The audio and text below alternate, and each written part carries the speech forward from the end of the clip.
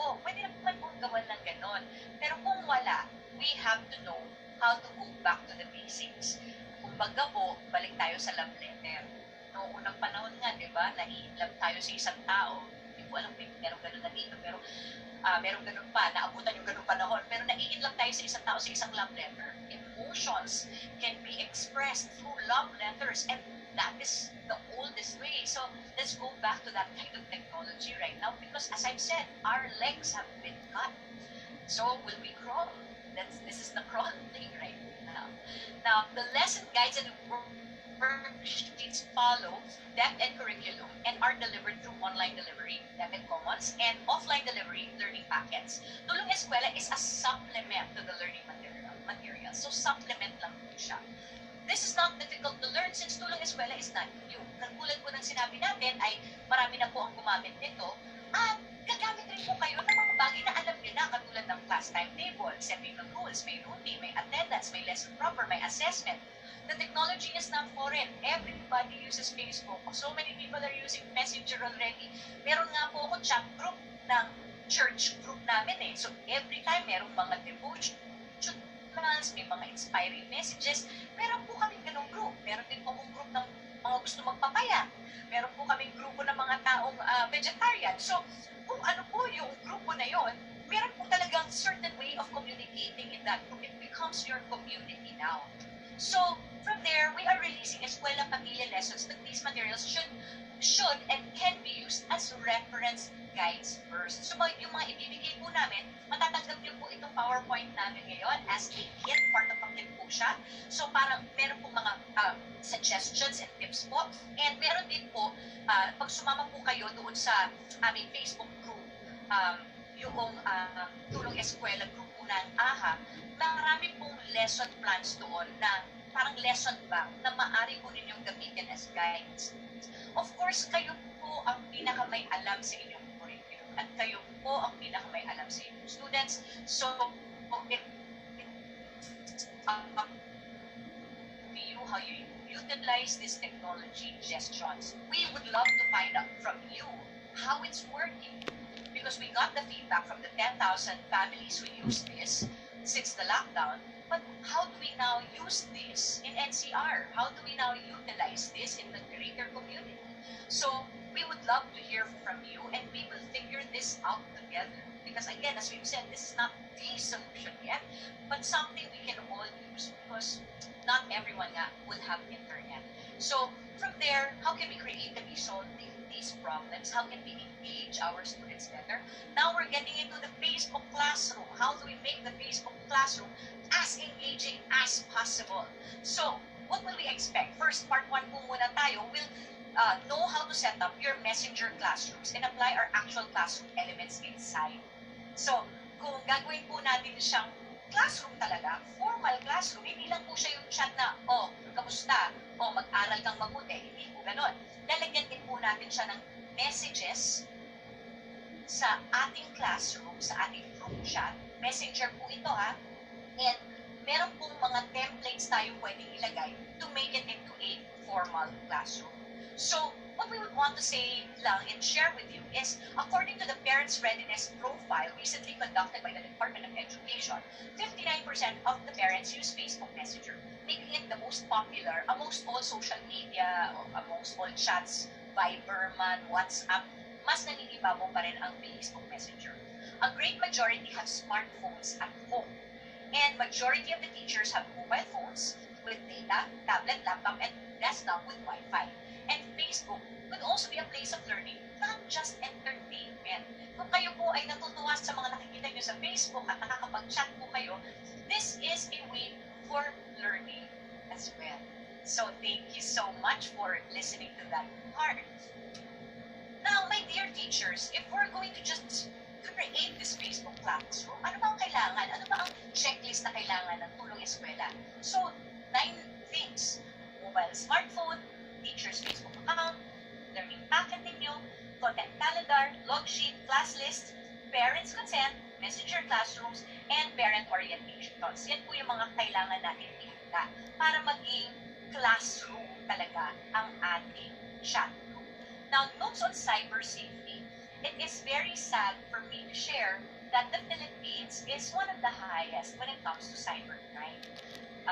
And it's really tragic for us to um, know that a lot of things are happening online that can harm our children, that can harm kids. That's why it's very important for us teachers to go through cyber safety training. And meron po itong mga highly recommended cyber safe manuals prepared by Plan International and Stairway Foundation as reference guides. We have based 3 micro lessons on cyber safety which we will be attaching to this teacher's guide na matatanggap niyo po after this session. We, however, have certain guidelines for our tulong eskwela teachers, and it is important that each teacher using Facebook as a classroom understands the following rules. Ano po yung mga rules natin? Una po, kailangan po na si teacher gumawa ng separate Facebook account that you'll only use for your classroom. So, yun po yung unang task. Bakit? Meron akong Facebook, Carelle Herrera. Pero po, pagka ako po ay gagawa ng classroom, kailangan pong maglagay po ako ng teacher Carelle Herrera para ito po ang aking class. Why? Maraming reasons po yan. At least po, hindi po personal information natin na nakikita ng students. There are many things that we post online, probably our own points of view. It would be great, that you are a good teacher, that you have that sense of integrity, and that you have good things to post on Facebook. Although we also have friends, we also have other people tagging us. So just to be able to limit those things, we would like to ask for your own Facebook account na as teacher only. Plus, kayo rin natutulungan dahil lahat ng messages ninyo, alam niyo na para sa account na to, para sa klase lang. Hindi siya, ay ano ba to, personal o klase, hindi siya nag-halo-halo. Right? So hindi rin siya overwhelming. When you open your Facebook, you have separate accounts to look at. Now, there should be at least one other teacher present in any of the subgroups that the teacher will create. Now, this is to ensure that there's some form of checks and balance, that each parent sign a consent form as well. Important po yan. Now, that students who are below 13 years old must use the Facebook account of their parents. Alam naman po natin na hindi naman po hinahayaan ng Facebook na magkaroon ng Facebook ang isang batang below 12 years old. Right? So, below 13 years old. So, mas maganda po talaga na ginagamit yung account ng parents nila or guided sila ng kanilang magulang as they're using their Facebook. Students who are above 13 years old must comply also to Facebook guidelines. Maraming pong guidelines sa Facebook, and if you want to know more about that, there are guidelines on Facebook itself that you can click on and look at, especially in the protection of the kids. Now, ano po yung same classroom process na nangyayari sa Facebook? Sa ating messenger. Meron po tayong class timetable, classroom management, attendance and log sheet, lesson proper, assessment, homeroom, classroom observations by the supervisors. Ayan, may mga supervisors po dito. So, what we would want to talk about first would be the class timetable. It's very similar. It's actually the same as what we're doing right now. Although, how can I make sure that it is maximized? Ano ba yung learning ng student? Because we're going to talk about pedagogy and it's online right now. Ano ba yung maximum number of minutes para na-engage ko siya? Gano'n ba katagal? Ano ba ang pwede kong gamitin? Magre-reading ba kami? Magre-writing ba kami? May reflections ba kami? All of those things can be done according to the timetable that you will put. Now, all of those ideas, meron pong link dito sa baba.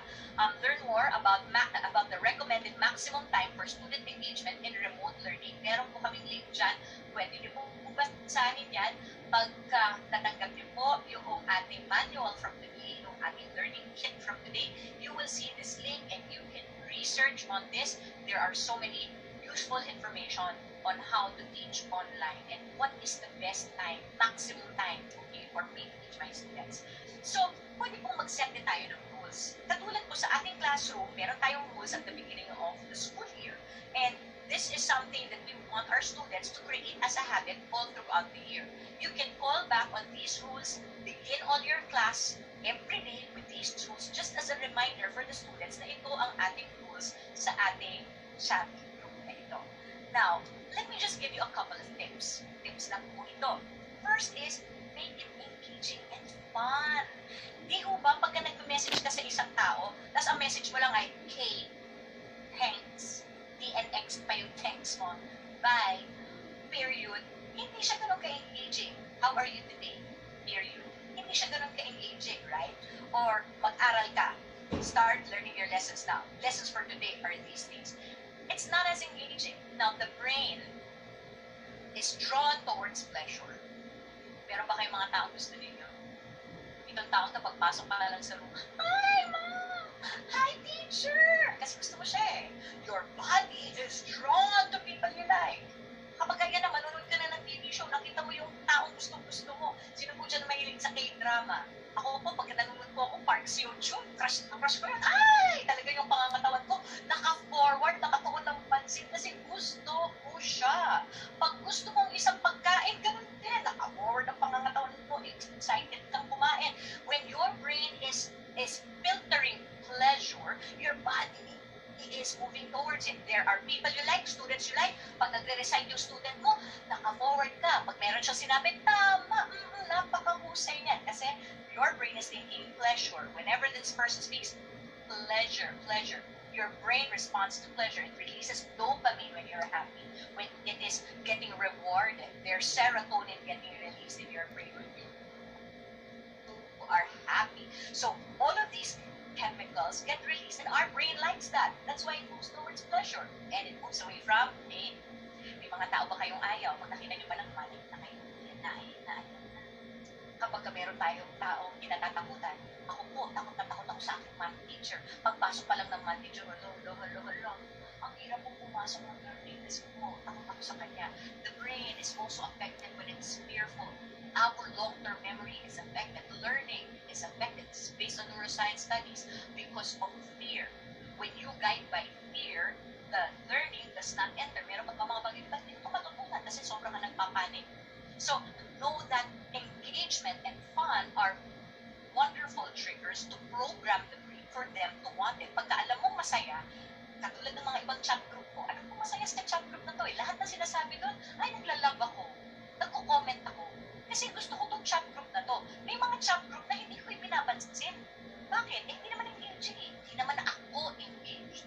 Hindi naman ako pinapansin dun sa chat group na yun. So, silent lang ako. Lurker lang ako. Nanonood lang ako. Meron kayong mga ganon? Nanonood ko lang kung ano nangyayari. Lahat na nakapost doon, scene zone lang. While doon sa iba, hindi ako scene zone. I'm an active participant. So, you want to create your chat group as engaging and fun that everyone is acknowledged, everyone is a part of it. So, hindi sila disengaged. Parang classroom lang din yan. Na hindi ka nag-disengage ng ibang estudyante. Kung hindi, wala na. Hindi na sila mag-participate dahil hindi naman sila pinapansin. So, we want it to be engaging and fun. You can come up with games, quizzes, activities, and you can even have your chat group, your class, come up with a chat group name. Bakit? There's ownership when they name it. I will name this. This is ours. This is our community. Come up with nicknames. Kung gusto nilang magkaroon sila ng Batman, Superman, Spider-Man, nasa inyo yun, nasa kanila yun. And it's spikes up the fun, stirs the fun. You can group them into teams. So, for the rest of the year, pwedeng naka-team sila, pwede yung i-shuffle yung teams, pwedeng may points per team, so they get rewarded individually on their performance and their recitation. And also, recitation via chat lang yan, ha? And they can also get rewarded with group work and recitation using Facebook Messenger. So, pwede ka magbigay ng points and badges to individuals and group effort. Now, making it fun, acknowledging people, tagging people, can get them to feel that this is a community where I am heard, where it can be fun for me. Imagine niyo, wala na nga silang community ngayon, wala silang mga kaklase na nakakaharap araw-araw, hindi na nila nakakasama ng mga kaibigan nila araw-araw. But there is a group where they will all be there. So how do we now set these rules? These rules are like first day rules. Sample lang po ito. Although let me share with you that I hope that these rules become your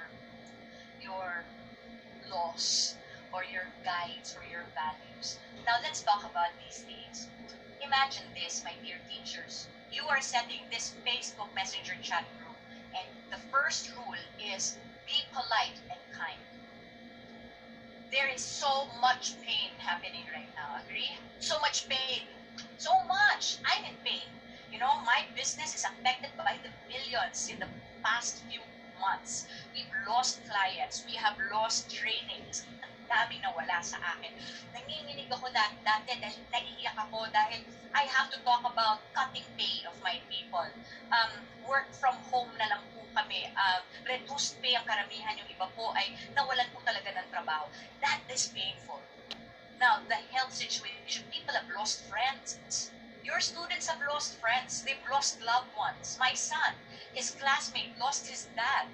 And it's like, because of COVID, there is so much pain right now. We don't know if the world economy is going to go back to normal. We don't know if, our country can bounce back from this well. We know that we are a developing country. So there is so much pain in the world. So what if in this group, we are going to create kindness in this group? So to your student, you tell the student, you will be a part of a group where you will be treated kindly, where we will treat you well, where you will be respected, where you will be treated politely. This is that group. This is your community where despite all the pain that's happening in the world, this is the group wherein we will try to give each other support. So imagine mo yun, kahit sa bahay niya, kunyari, hindi siya okay kausapin ng nanay niya o ng mga kapatid niya. But in this group, you will be treated with politeness and kindness. We also ask that from you. To be polite and kind to people. This is our community for that. Next is no hate speech or bullying. It doesn't matter, mahirap ka man, mayaman ka man, ano man ang iyong kasarian, ano man ang iyong culture, ano man ang iyong religion.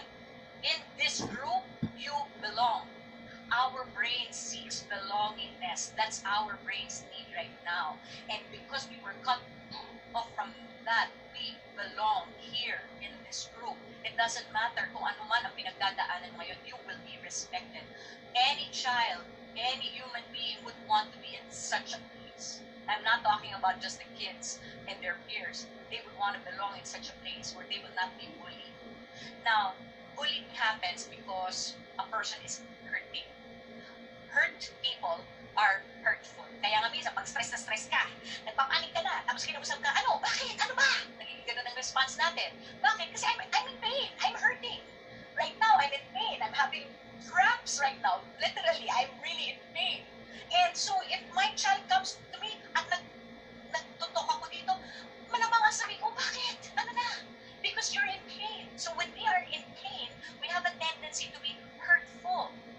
The thing is this, we also have a choice not to be hurtful. Now, when people see differences, pagka nagkakaroon ng bullying, kasi the other person sees the other as different, there is separation. Yung iba siya. And when there is separation and difference, the brain is threatened. The amygdala, or the panic button of our brain, which is situated in the limbic system of our brain, pagka may threat yan, all of a sudden it goes, threat! Ano gagawin sa threat? You fight or you flee, right? So the tendency of those people na nagpa-flight response ay uma-attack. Under attack. Kasi naka-defense mode ako attack ako sa'yo. So that's the type of thing that happens to the brain why there is bullying as well.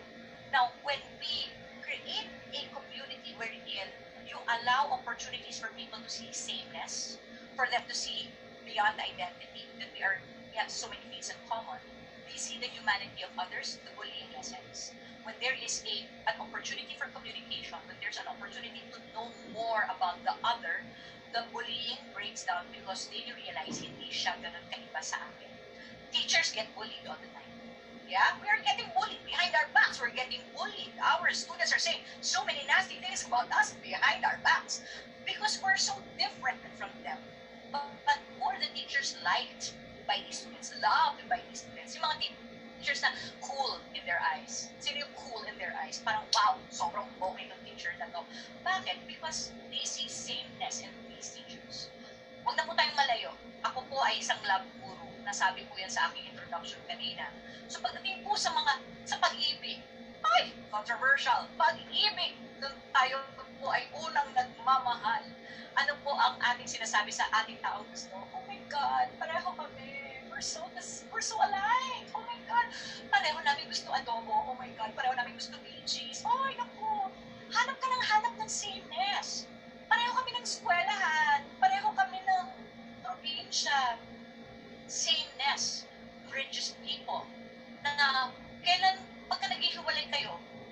iyong asawa o ng iyong boyfriend, anong palagi mo sinasabi? Ibang-iba talaga. Ibang-iba. So when our brain seeks sameness, we bridge those gaps. And when our brain seeks differences, we create the divide. So what we're doing here is telling our students, in here, there's no divide. We are all going through this together. Having conversations using Messenger for your students to hear out their classmates, to hear out other classmates who may be different, who may be having difficulty. And in here, you will be respected, accepted, and you will belong. Imagine that. I would want to be a part of that group.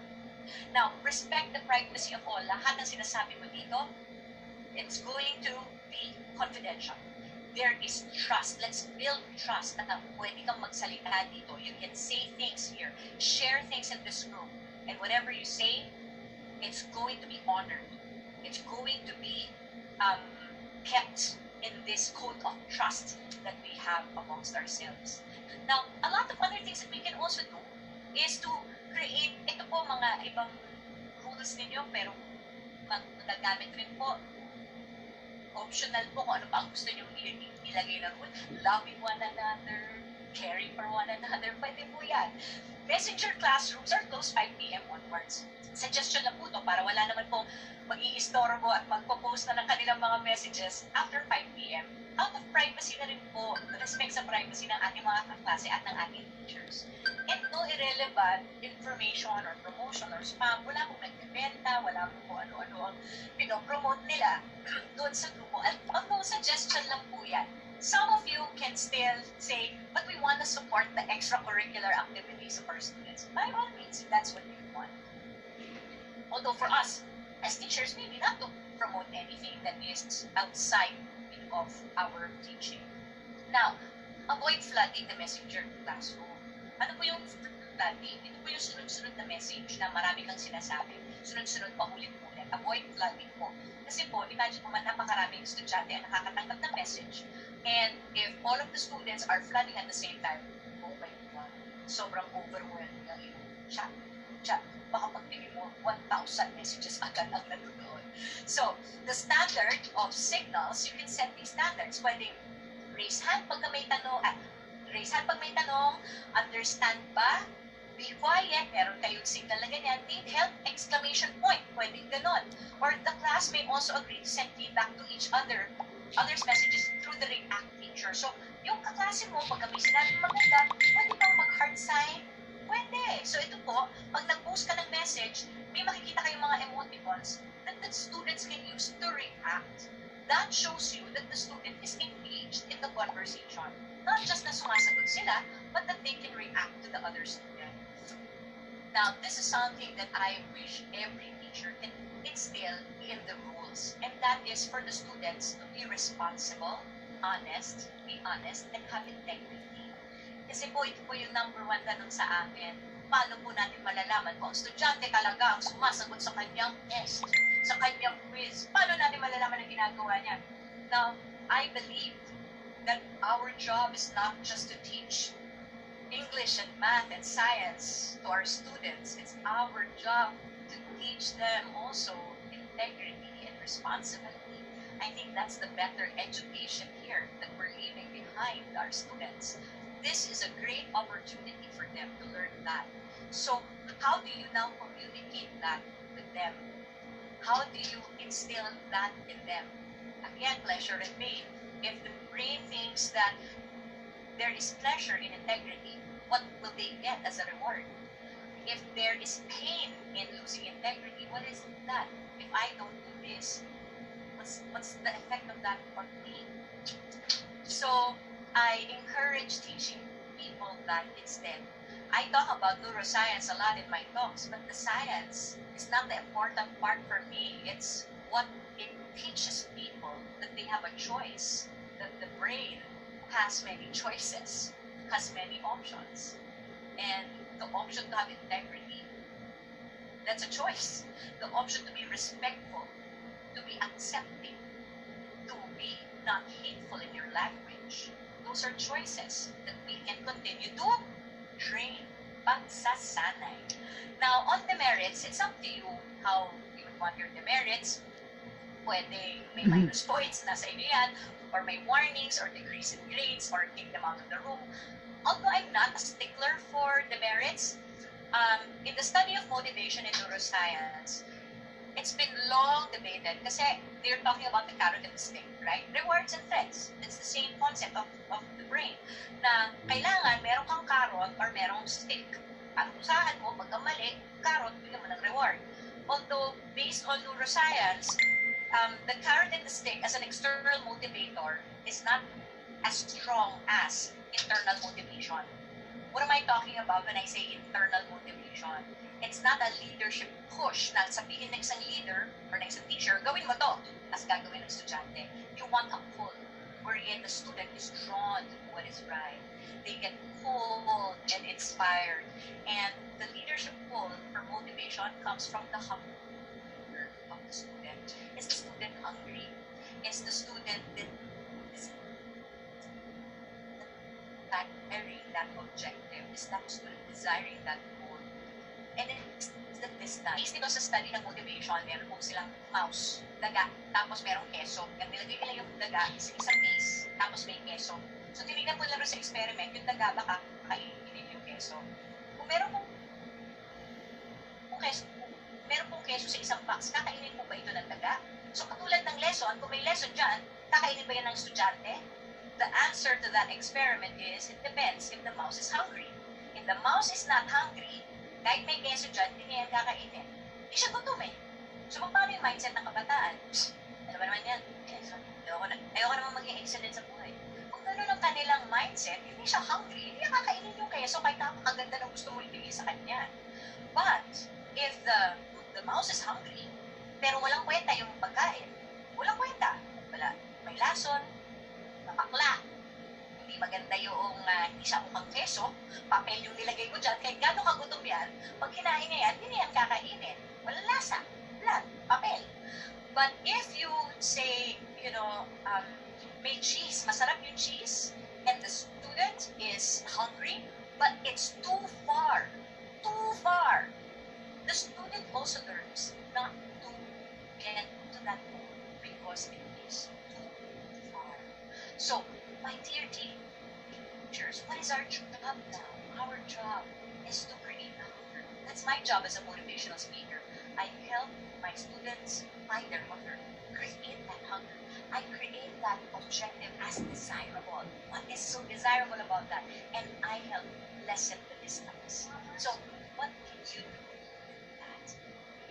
Pag pinakausap ako ng aking anak, yun po ang mga stretch namin sa ating online training. Hold on lang po. Anak.